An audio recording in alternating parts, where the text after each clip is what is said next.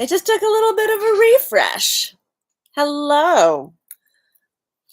So, going live today was a completely spontaneous choice. For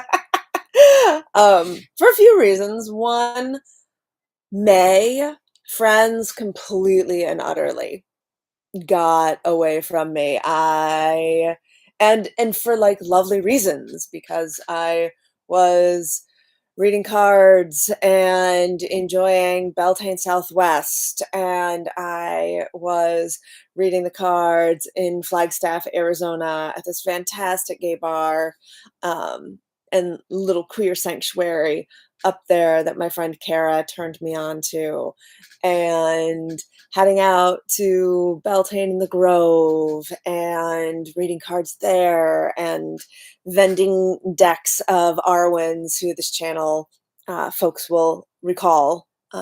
She's been on a couple times reviewing decks with me and such. Um, and the full moon came and went. And I was like, I am not going to get to a deck review this month, and I'm just going to be okay with that. And full moon of June came and went, and I was reading cards down at the old church in Portland, Oregon, as part of their moon series. And people who are on Group Tarot's mailing list, excuse me, hear all about that. It was and get uh, as much um, advance notification as I can give, including for things like this. So today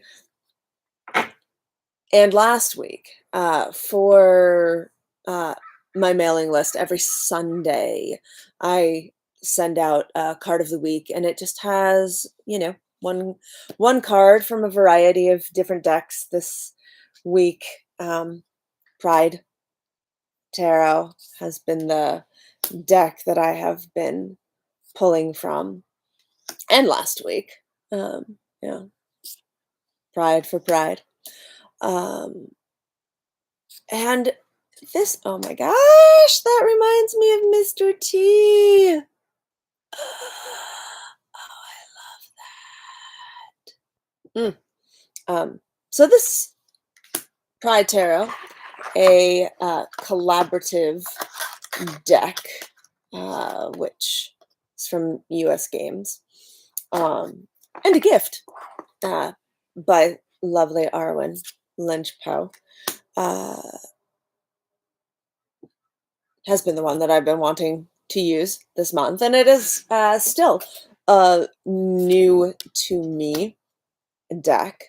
And so today, for card of the week, for my mailing list, I and the Edge community, with whom I'm also a writer, the card that came up was the Knight of Pentacles inverted. And this is such an interesting card, especially for Earth, because it's aquatic. That's our knight has starfish and jellyfish and is riding a unicorn seahorse, and there's coral in the background and such. And so on one hand, it was super interesting for me to think about how much earth there is in the ocean, all of these things being of matter and such. But also with this inversion, there's a depletion, a falling out and a falling down of energy. So where is there not enough earth? Where is there not enough stability? And because there's so much aquaticness that ties in cups and feelings, where is there not enough love, enough compassion, enough nourishment? And so I thought, what would be, what energy will help us turn that around, you know? And the card that wanted to come up was the Star.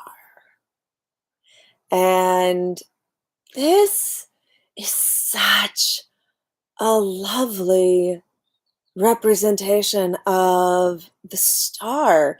And incredibly synchronistically, for the class that I am currently teaching, moving through the majors, which is exploring the major arcana through the shapes of the body, this shape of the star with the arms upraised and that curl of the mermaid's uh, tail, or merman's tail, or merhuman's tail. What's a good what's a good gender neutral term for a mer person? Is it just mer person? If you have others, like, toss them in the link, toss them in the chat below, please. Whenever you watch this. Um, because this card, the star, is one that we just did in class on Saturday. And for that class, I'm using Lisa Sturrell's Modern Witch Tarot, which is a very more traditional within a Rider-Waite-Smith iconography, with a kneeling person pouring out one pitcher of water with one hand and one pitcher of water with the other hand, with one foot in the water and the back of the leg and foot that's kneeling on land.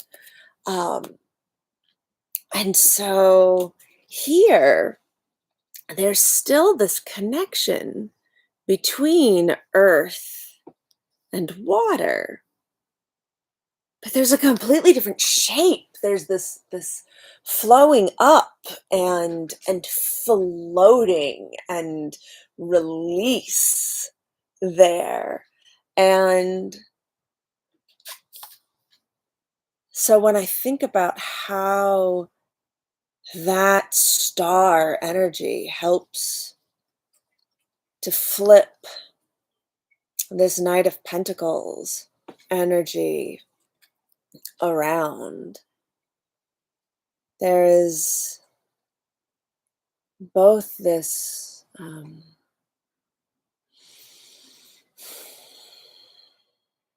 the star energy, literally. Our knight has the star on the shield as the name with the star. And there's also this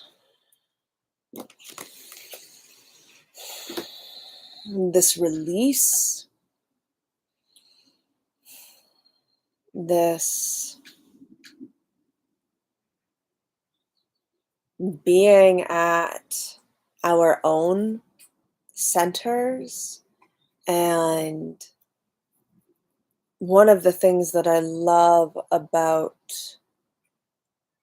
more about the star card is also the constellations, the reminder that yes, we are each of our own brilliance and our own stories and our own uniquenesses, and that truth does not take away from the bright brilliances of every other star in the sky, and the excitement that there is of making constellations with literally everybody and everything on this planet. We are always in relation,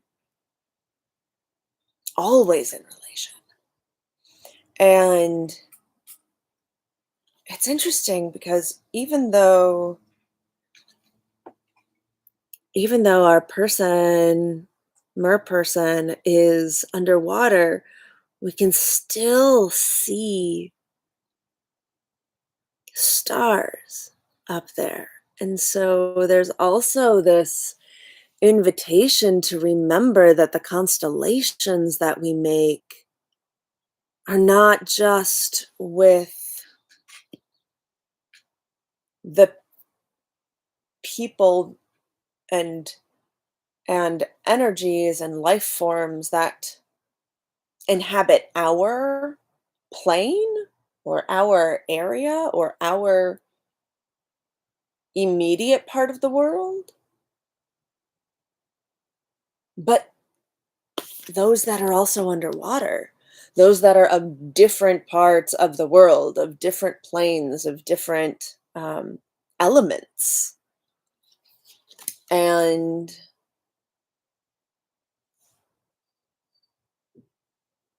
thinking about that nourishment is really lovely.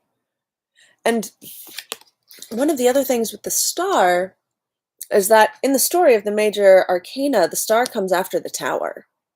And so this is the card that comes after all of the material things have crumbled, whether that's from outside circumstances or intentional demolition. And what's left is that naked purity of self and release and